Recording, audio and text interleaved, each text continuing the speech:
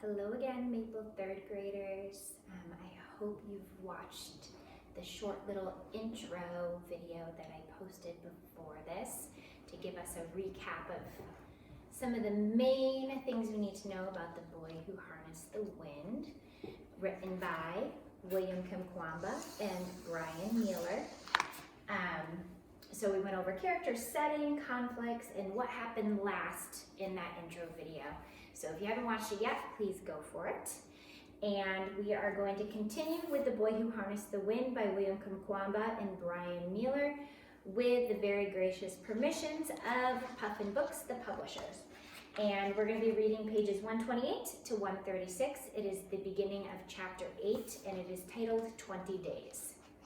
2 weeks after I buried my dog, cholera swept our district. Doctors said the sickness started in southern Malawi back in November. A farmer visiting a funeral brought it north where it spread like grass fire, so it moved quickly. Within days, hundreds of people were sick and 12 had died. Cholera is a highly contagious infection that causes dehydration. People mostly get it by eating food or drinking water that's been contaminated. Across Africa, it's an unfortunate companion of every rainy season. Many villages have poorly built latrines, bathrooms, that flood with the rains and pollute the wells and streams where people drink.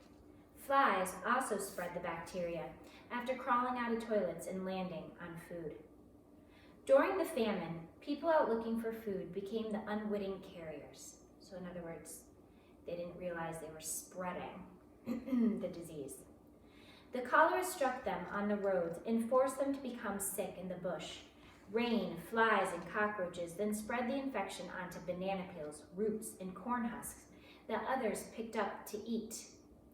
To combat the cholera, the clinic at the trading center started giving away chlorine to clean our drinking water. For months, it tasted like metal. Each morning, the cholera people walked past our house on their way to the clinic, their eyes cloudy and their skin wrinkled from dehydration. I'd watch them until they got close, then run down the trail toward home. But as soon as they passed, the starving people would follow. Between hunger and cholera, we had many funerals in Wimbe. At home, Jeffrey, that's William's cousin, his anemia grew worse. His legs became very swollen.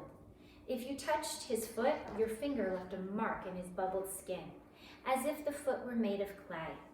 "Can you feel it?" I asked one day. "Does it hurt?" "I can't feel anything," he said. He also became dizzy and had trouble walking a straight line. One afternoon, I was taking him outside into the sunshine, but he stopped and said, "Wait, come back. I can't see." We stood there until his eyes adjusted to the light before we continued. For months, his mother had only served him pumpkin leaves, and now, like Kamba, my cousin was starving. With little else to do, my mother took half of our flour for the day and gave it to Jeffrey's mother. "There's enough here for porridge," she told her. "It isn't much, but I can't watch my own family suffer." We were all losing weight, especially me.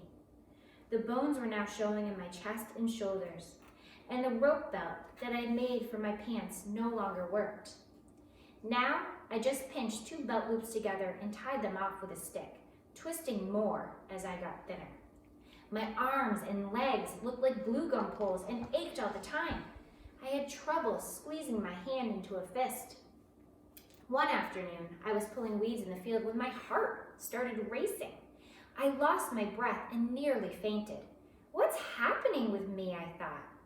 Terrified, I bent down slowly until my knees touched the dirt, then stayed there until my pulse returned to normal and I could breathe again. That same night, I sat in my room with the lantern while the hunger played games with my mind.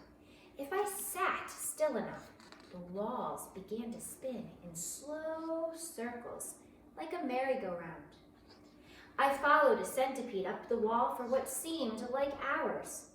When a mayfly flew close to the lantern, I grabbed it by the wings and asked, "How are you alive? What are you eating?" One thing was certain. No magic could save us now. Starving was a cruel kind of science. Even my father, once a giant man, shriveled like a raisin. Sharp bones now replaced brawny muscle. His teeth seemed bigger, his hair was thinner, and for once I noticed the scars on his skin. One afternoon he reported having trouble seeing across the courtyard. The hunger was robbing his vision just as it had Jeffrey's. It seemed the thinner my father became, the more he wanted to weigh himself. He kept a maize scale hanging by a rope near the tool shed, and one morning I watched his routine. He walked out and gripped the hook, then hung there like a sack of grain, staring up at the needle. He made a grunting sound and said, 5 kilos. Mama? As always, my mother came and looked, but refused to weigh herself. The children were also forbidden. At night, my mom resorted to mind games to help us children. You're losing weight because you're thinking about food, she told us. Don't you know that causes your body to stress and burn more energy? Try to think of positive things, she said. Do that for me. The one positive thing we could dwell upon was our maize crop. So there's a little bit of hope for us. Out in our field, the stalks had grown as high as my father's chest. The first ears had begun to form, revealing traces of red silk on their heads, and the leaves and stalks were fading from deep green to yellow. While men withered and died all around us, our plants were coming up fat and strong.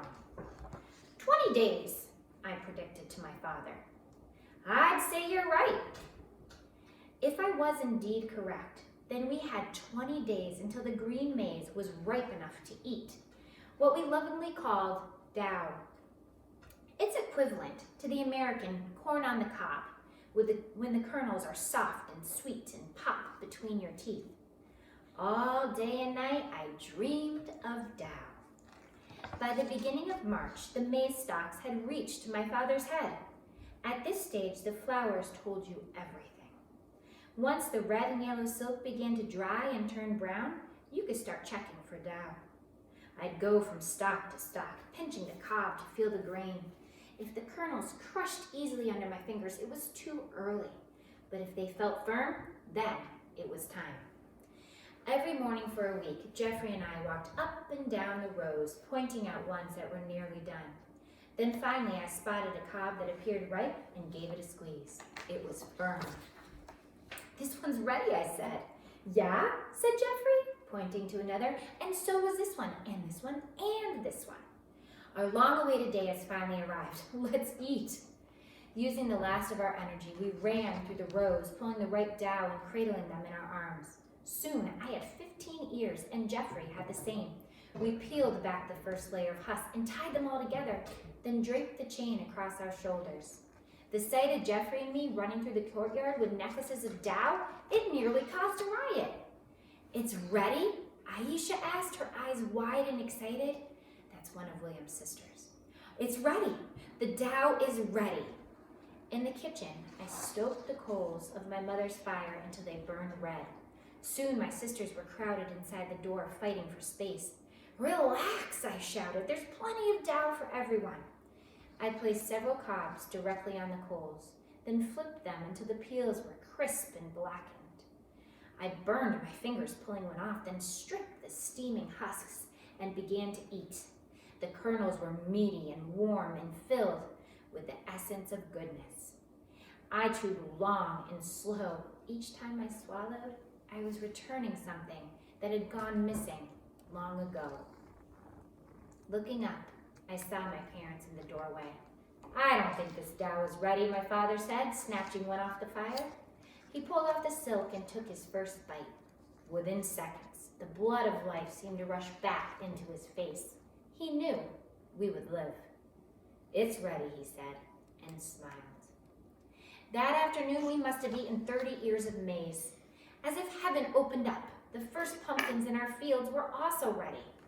My mother boiled them, seeds and all, then served up baskets of the steaming meat. My goodness, to have a stomach filled with warm food was one of the greatest pleasures of life. Jeffrey and his mother started coming over and enjoying meals of pumpkin and dough with us.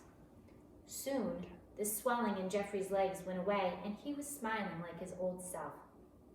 For Jeffrey and me, March was like one big celebration. Each morning before work, we made a fire in the fields and ate a big breakfast of roasted maize and pumpkins. I remembered a story about the sower of seeds. The seeds planted along the road get stepped on and damaged. Those planted in the rocky soil can't take root, and the ones planted in the thorns get tangled in the barbs. But the seeds planted on the fertile soil, they live and prosper. Mr. Jeffrey, we're like those seeds planted on fertile soil, not on the roadside stepped on by everyone walking past. No, that's not us. That's right. We lived. We survived. So now that William and his family have a source of food and the famine is going to come to the end, especially once they're able to harvest the full crop, I want you to think about how the famine and all the experiences that William had because of it, how those experiences changed him. So think on that for a little bit. And then I want you to make a prediction.